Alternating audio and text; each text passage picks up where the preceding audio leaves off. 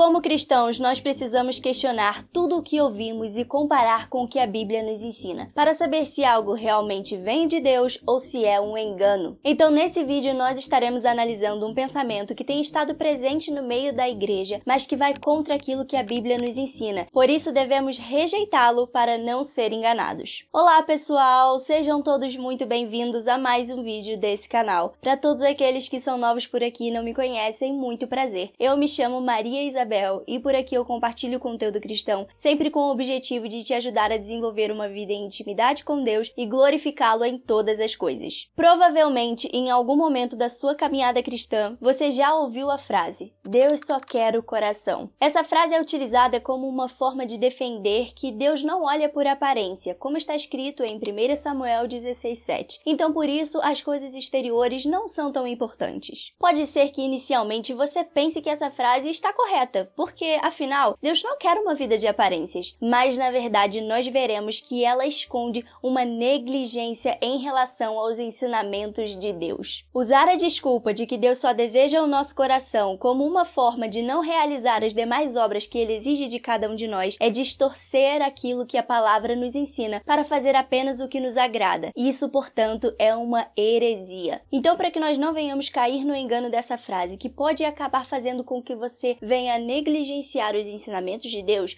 vamos começar analisando o contexto dessa passagem de 1 Samuel 16:7. O versículo que fala sobre Deus não olhar segundo a aparência diz o seguinte: O Senhor, contudo, disse a Samuel: Não considere sua aparência nem sua altura, pois eu o rejeitei. O Senhor não vê como o homem vê a aparência, mas o Senhor vê o coração. Precisamos entender que no contexto dessa palavra, Samuel foi direcionado por Deus para ungir o novo rei de Israel que iria substituir Saul, o qual havia sido rejeitado por Deus. E nós vemos que quando Samuel chega à casa de Jessé, sendo direcionado por Deus, ele vai se encontrar com Eliabe, um dos irmãos de Davi. E vendo a sua estatura, vendo que a sua aparência era realmente muito agradável, muito bonita, ele vai pensar que ele deveria ser o rei. Mas então, imediatamente, Deus corrige Samuel e lhe diz que aquele não era o rei, porque Deus já o havia rejeitado. Na verdade, Deus vai lhe dizer que ele não avalia as pessoas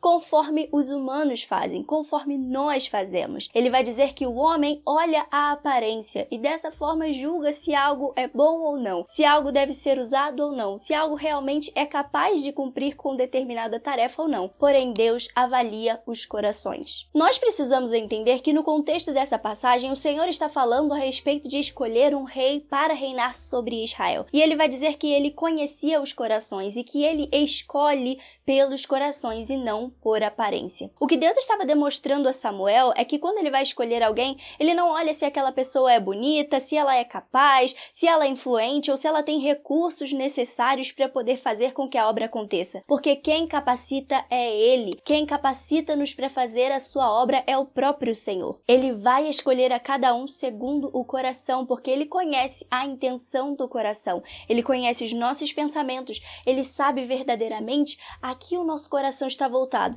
se é para Ele ou se é para outras coisas. E então, nós vemos nesta passagem que Deus escolhe aqueles que têm o coração verdadeiramente voltado para Ele, porque Ele conhece o coração e a intenção do homem, mas Ele capacita os seus escolhidos para fazer a sua obra. Então aqui nós já vemos algo interessante, que Deus não deseja apenas o nosso coração. Ele vê e conhece o nosso coração, mas Ele nos escolhe e nos dá capacidade para frutificar em boas obras, para que o seu nome seja glorificado através de nossas vidas. Então, portanto, a obra que Deus tem em nossas vidas não é apenas interior. Ela começa interiormente, mas ela transborda para o exterior. Porque a verdade é que quando somos trabalhados pelo agir de Deus em nossas vidas, a sua obra começa movendo em nossos corações, nos transformando por completo, e essa transformação se torna evidente do lado de fora, através do nosso jeito de agir, através das nossas ações, através de boas obras. Portanto, Deus não deseja apenas o nosso coração.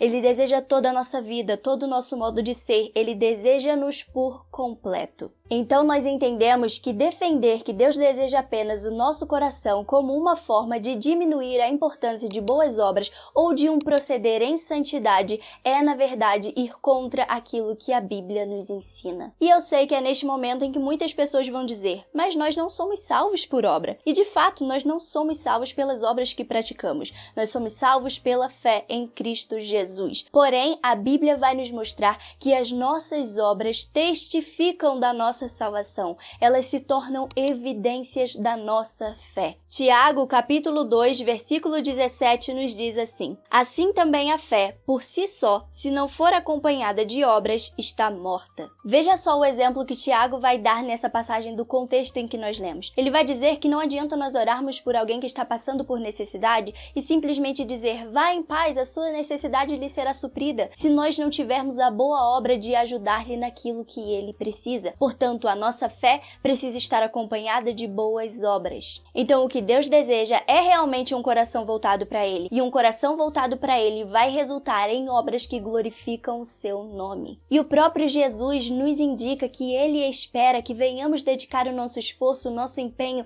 em trabalhar para o seu reino, ainda enquanto estamos aqui nesta terra. Ele vai dar o exemplo da parábola dos 10 talentos. Nesta parábola, Jesus vai nos contar que um homem deu aos seus servos uma quantidade de talentos. Deu a cada um segundo a sua capacidade. E então ele foi viajar, esperando que quando ele retornasse, esses servos tivessem usado bem daquilo que ele lhes havia concedido. Mas então, para sua surpresa, quando ele volta, enquanto 2 dos servos agiram prudentemente, um dos servos simplesmente decidiu enterrar o seu talento e devolveu-o ao seu mestre como se ele tivesse feito algo bom. Mas então o mestre vai lhe dizer que ele era um servo mau, porque ele não havia utilizado com sabedoria daquilo que ele havia lhe emprestado, daquilo que ele havia lhe dado para que fosse multiplicado. Nós devemos entender que enquanto estamos nesta terra, o tempo que temos, a vida que temos, os recursos que temos, os privilégios que temos, todos devem ser usados para a glória de Deus. Tudo aquilo que nós temos foi nos dado pelo Senhor.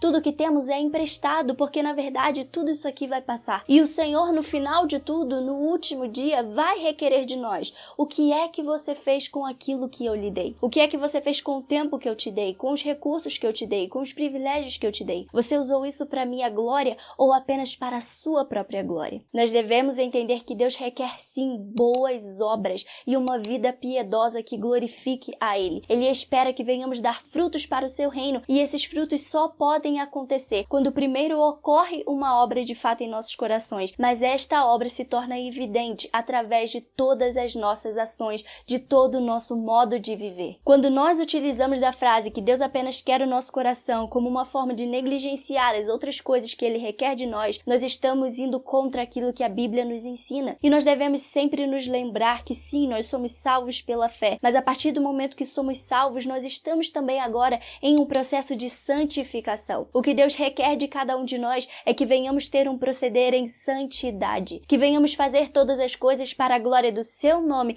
para que Ele seja engrandecido em nós. E viver em santidade significa viver em separação. Não devemos nos esquecer que o verdadeiro evangelho é baseado em renúncia. Lucas capítulo 9, versículo 23 nos diz assim: Jesus dizia a todos: se alguém quiser acompanhar-me, negue-se a si mesmo, tome diariamente a sua cruz e siga-me. Portanto, nós vemos que Jesus nunca pregou um evangelho dizendo: venham e façam apenas o que vocês quiserem fazer. Na verdade, é totalmente o contrário disso. Venham, vocês querem me seguir? Vocês podem me seguir, mas neguem-se a si mesmos, tomem diariamente a sua cruz, então sigam-me. Devemos entender que a vontade de Deus ela é boa, perfeita e agradável, mas que na maioria das vezes, para viver a sua vontade, precisaremos abrir mão da nossa própria vontade, do nosso próprio querer, e utilizar a frase que Deus apenas quer o nosso coração como uma forma de renunciar à obra que Ele deseja realizar em nossas vidas, a obra de nos transformar, de verdadeiramente inclinar as nossas vontades, os nossos desejos para Ele e não para aquilo que nós mesmos queremos. Se nós utilizamos essa frase apenas como uma desculpa para não viver nada disso, nós estamos em desacordo com a palavra de Deus. Por isso precisamos tomar muito cuidado, porque às vezes alguns ensinamentos soam bonitos e parecem que fazem sentido,